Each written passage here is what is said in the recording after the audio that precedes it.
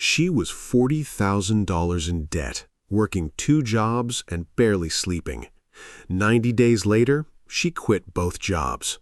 Not because she got lucky, because of 6 minutes right after she opened her eyes. Every morning routine video promises this. Almost none of them tell you the truth, which is that the first habit she tried nearly made her life worse. She followed it alone, with no structure behind it, for 12 days straight, and it backfired so badly she almost gave up entirely.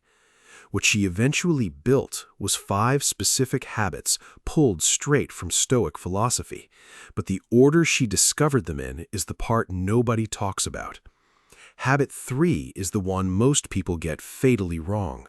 Habit 5 is the one almost nobody attempts because it feels too small to matter, right up until it becomes the only thing that does. Like this video if you are ready to stop guessing your way through your mornings. Comment "ready" if this is the version of yourself you are building. Now let us go, because this starts before the sun even comes up. Number 1. Silence before noise. On day 1, she deleted nothing. She simply stopped reaching for her phone the second she woke up. 15 minutes of nothing. No input, no noise, no headlines, no notifications deciding her mood before she had chosen one for herself. Marcus Aurelius, an emperor with an empire demanding his attention every hour of every day, protected exactly this kind of morning stillness. He once wrote it plainly for no one but himself. At dawn, when you have trouble getting out of bed, tell yourself, "I have to go to work as a human being. What do I have to complain of if I'm going to do what I was born to do?" That single decision to reclaim 15 minutes felt powerful for about a week. Then it stopped working. Silence with an untrained mind does not calm you.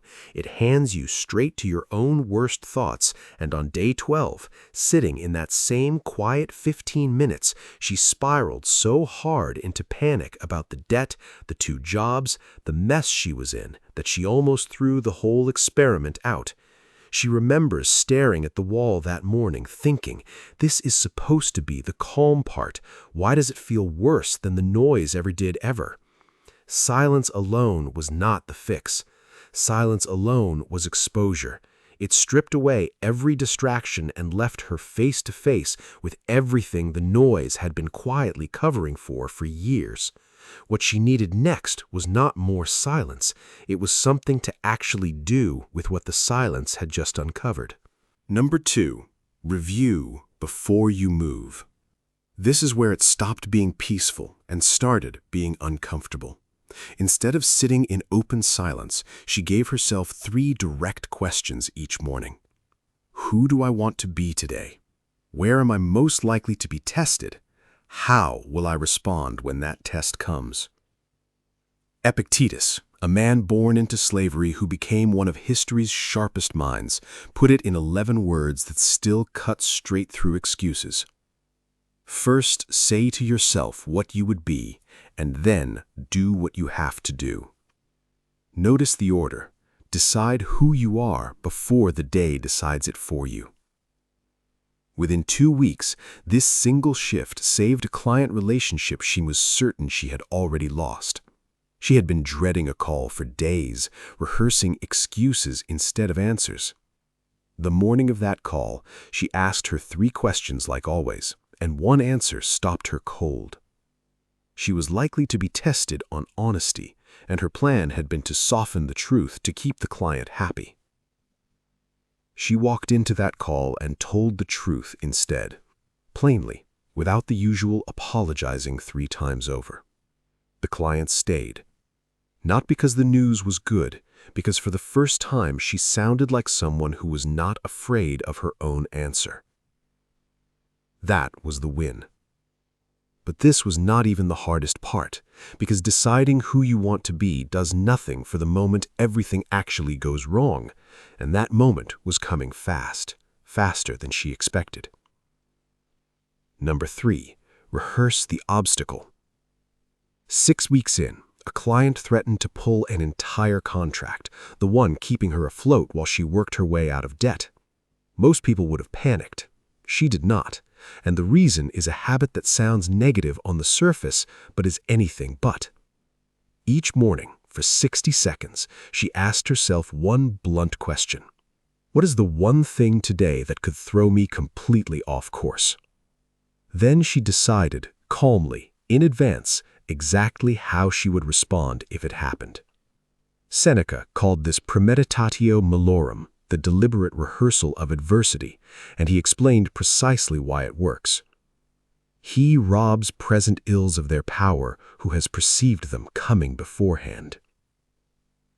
When the client actually called, furious, threatening to walk, she was not meeting that moment for the first time.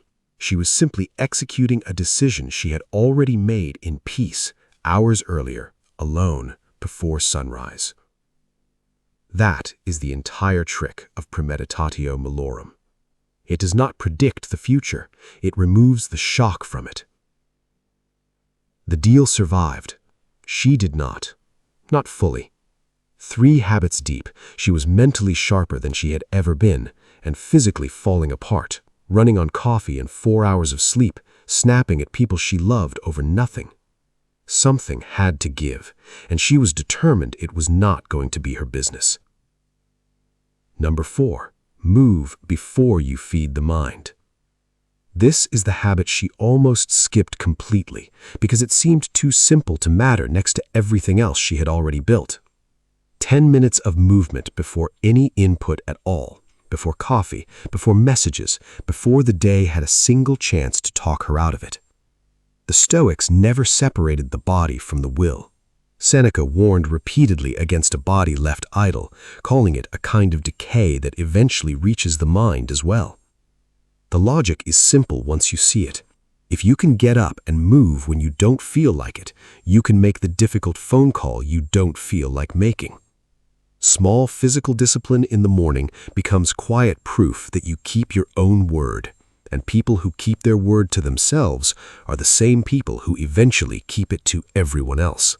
It was not about becoming an athlete.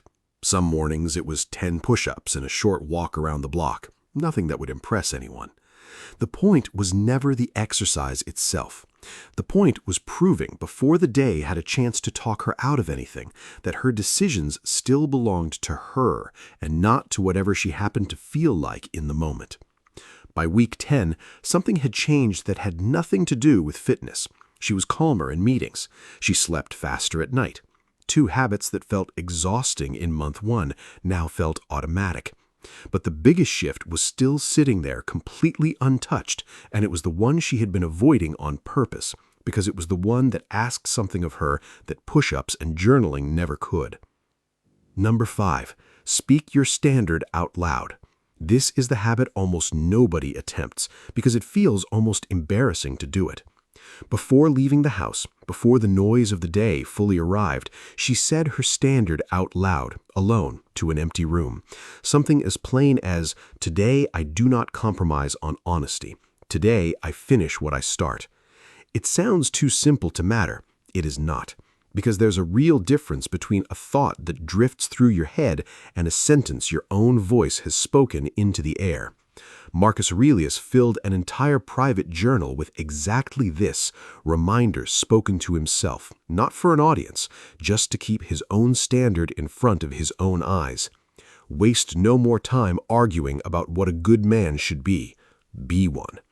He did not leave that decided for the afternoon. He decided it out loud in his own mind before the day began.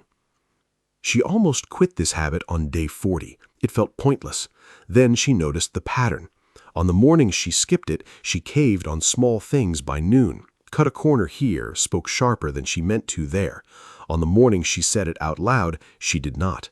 That was the missing piece, the one that made the other 4 actually compound instead of just coexist. Here's what those 6 minutes actually were, and why the order mattered as much as the habits themselves. Silence alone had nearly broken her, because it exposed a mind with nothing to hold on to. The 3 questions gave her something to hold on to, but no defense for when things went wrong. The rehearsal gave her that defense, but it did nothing for a body that was running on empty. The movement fixed the body, but it never touched the part of her that still caved under pressure by noon. Only the fifth habit, said out loud, tied the other four into something that held. Take any one of them out, and the whole structure gets noticeably weaker. That's the part almost nobody tells you when they hand you a list of 5 things to try. 90 days later, she was not still managing 2 jobs and $40,000 of debt.